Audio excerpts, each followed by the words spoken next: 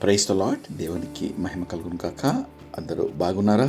ఈరోజు దేవుడు నీకు ఇచ్చిన వాగ్దానము రండి కలిసి ధ్యానించుకుందాం.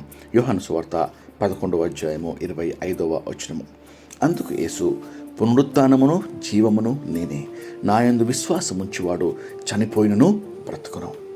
ప్రియమైన దేవుని బిడ్డ, ఎంతో శ్రేష్టమైన వాగ్దానము నీ కొరకు ఈరోజు దేవుడు అనుగ్రహిస్తున్నాడు. మరణము మానవునికి చాలా విషాదమైన చేదైన అనుభవము. మరణము ఒక తీరని లోటు. మానవునికి అనేకమైన ప్రశ్నలు ఉంటాయి. మరణము మానవునికి అంతమా? మరణం తర్వాత మరో జీవం ఉందా? మరణించాక మానవులు ఎక్కడికి వెళ్తున్నారు? ఇంకా అనేకమైన ప్రశ్నలతో మానవులు చిక్కుల్లో పడుతూ ఉంటారు. అయితే వాక్యం సెలవిస్తుంది, మరణము మానవునికి అంతము కానే కాదు. మానవుడు శరీరము, ప్రాణము, ఆత్మ కదా, జీవి. అయితే ఎప్పుడైతే ఆత్మ శరీరం విడిచి వెడలిపోతుందో అప్పుడు శరీరము, ప్రాణము ఇక నిర్జీవము. మట్టి ద్వారా వచ్చిన శరీరం తిరిగి మట్టిలో కలిసిపోవాల్సిందే. ఆత్మ దాని దయచేయు దేవుని యొద్దకు వెళ్తుంది. వాక్యం సెలవిస్తుంది, అందరూ మరణించవలసిందే. మరణం తర్వాత వెంటనే తీర్పు జరగను. నీ కొరకు, నా కొరకు తీర్పు వేచి ఉంది ప్రియమైన దేవుని బిడ్డ.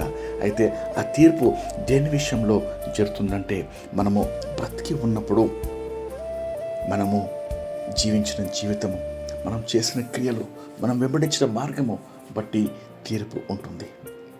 మానవుడు బ్రతికి ఉండగా తన పాపములకు ప్రాయశ్చితం పొంది తన దోషములు కడుక్కొని పవిత్రంగా జీవించాడా? మరి వాక్యం సెలవిస్తుంది, పరిశుద్ధుడు, పాపములు క్షమించువాడు ఈ లోకంలో మరి ఎవరు కూడా లేరు. కానీ యేసుక్రీస్తు మాత్రమే పాపములు క్షమించుటకు అధికారం గలవాడు. యేసు అను మాటకు అర్థము తన ప్రజలను వారి పాపముల నుండి క్షమించువాడు అని అర్థము. వాక్యం సెలవిస్తుంది, పరలోకం విడిచి భూలోకానికి దిగి వచ్చిన జీవంగల దేవుడు, సర్వసృష్టికర్త యేసుక్రీస్తు ప్రభువు వారు, ఆయన సంపూర్ణ మానవునిగా భూలోకానికి దిగి వచ్చి 33 సంవత్సరాలు పరిశుద్ధంగా జీవించి ఆయన తన శిలువ మరణం ద్వారా తను తాను అప్పగించుకున్నాడు. మానవుని పాపముల పశ్చాత్తాపము, ప్రాయశ్చితం నిమిత్తము తను అప్పగించుకొని బలియాగమై మరణించాడు. ఆయన పొందిన మరణంలో మానవాళికి పాపక్షమాపణ, ప్రాయశ్చితము, నిత్య జీవము ఉంది అని వాక్యం సెలవిస్తుంది. కాబట్టి ప్రియమైన దేవుని బిడ్డలారా, ఈరోజు మరణం ప్రతి ఒక్కరికి సంభవిస్తుంది. అయితే మరణం తర్వాత ఏంటి మన పరిస్థితి? మన చిరునామా ఎక్కడ? మన గమ్యం ఏంటి?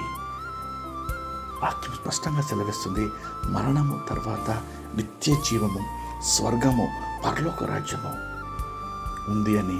అయితే ఆ స్వర్గంలో ప్రవేశించాలి అంటే దేవుడు సెలవిస్తున్నాడు, నేనే మార్గము, నేనే సత్యము, నేనే జీవము, నా ద్వారా తప్ప ఎవడునూ తండ్రి యొద్దకు స్వర్గానికి చేరుకోలేడు అని యేసుక్రీస్తు ప్రభు ఎంతో నిక్కచ్చిగా చెప్తున్నాడు. కారణం ఏంటంటే, ఆయన మాత్రమే పరలోకం విడిచి భూలోకానికి వచ్చిన జీవంగల దేవుడు. ఆయన మాత్రమే మానవాళి కొరకు రక్తం కార్చి మరణించిన సజీవుడు. ఆయన మాత్రమే మరణాన్ని జయించాడు, సమాధి గెలిచాడు, తిరిగి 3వ దినమందు లేచి ఆయన పునరుత్థానుడై పరలోకమందున్న తండ్రి యొక్క కుడిపార్శ్వమున ఆసనుడై ఉన్నాడు. కాబట్టి ఈరోజు ఆయన యందు విశ్వాసం ఉంచు ప్రతి వారు కూడా నశింపక నిత్య నరకానికి లేక అగ్నిగుణానికి వెళ్ళకుండా వారు పరలోక రాజ్యానికి, స్వర్గానికి వెళ్ళటకు యేసుక్రీస్తు మార్గము సిద్ధపరిచాడు.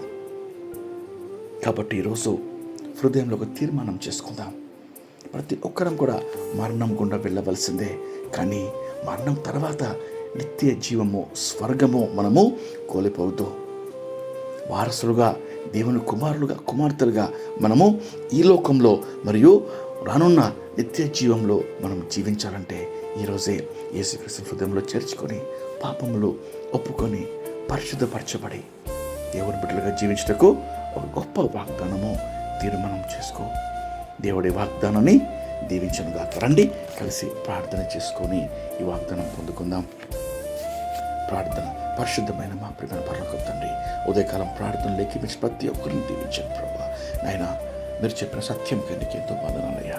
ప్రభా మరణము ప్రతి ఒక్కరికి సంభవిస్తుంది ప్రభా. మరణం తర్వాత ఆ మరో నిత్య జీవము శాశ్వత రాజ్యంలో ప్రభా అయ్యా ఏ ఒక్కరు తండ్రి ఆ నిత్య జీవాన్ని కోల్పోకుండా అయ్యా నిత్య నరకానికి వెళ్ళకుండా ప్రభా నీ బిడ్డలను తప్పించి ప్రభా నీ బిడ్డలను తండ్రి ప్రభా పరలోక రాజ్యానికి వారసులుగా చేయమని వేడుకోవచ్చు. ఈ దినమంతటి కావాల్సిన కృప కాపుదల భద్రత ప్రార్థనలు ఏకీపించిన అందరికీ మీరు అనుగ్రహించమని, బర్త్డేలు యానివర్సరీలు జరుపుకుంటున్న వారిని ప్రభా దీవించి నూతన సంవత్సరం దయాకిరీటంతో బలపరచమని వేడుకోవచ్చు. ఏ ఒక్కరితో ఈ వాగ్దానము కోల్పోయి ప్రభా నిత్య నాశనానికి వెళ్లకుండా నీ కృప దయచేయమని యేసుక్రీస్తు నామములో వేడుకొంచు ప్రార్థిస్తున్నాం తండ్రి. ఆమేన్. దేవుడు మిమ్మల్ని దీవించును గాక. ప్రేమతో సంఘ కాపరి ఎలిబెతెల్ సువార్త సంఘం.